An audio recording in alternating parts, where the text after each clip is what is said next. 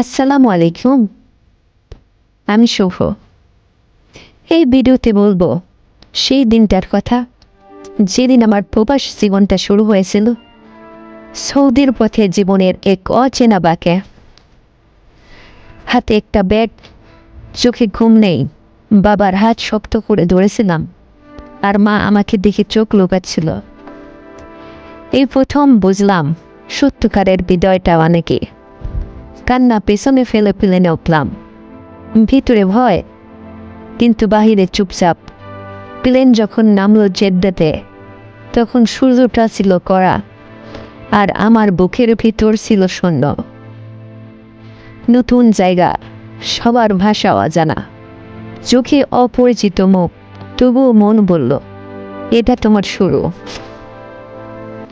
আজ অনেক দিন পেরিয়ে গেছে, তবুও এখনো কাঁদে সেই প্রথম দিনের কথা ভেবে। তবে একটা জিনিস বদলায়নি, সেটা হলো স্বপ্ন। এখন সেটা বুকে বয়ে চলেছে। এই চ্যানেল, এই গল্প তোমাদের জন্য। তোমরা পাশে থাকো, গল্প শোনো। আর যদি এক ফোঁটা আবেগ ছুঁয়ে যায়, তাহলে একটা লাইক দিও, আর সাবস্ক্রাইব করতে ভুলবে না। ধন্যবাদ সবাইকে।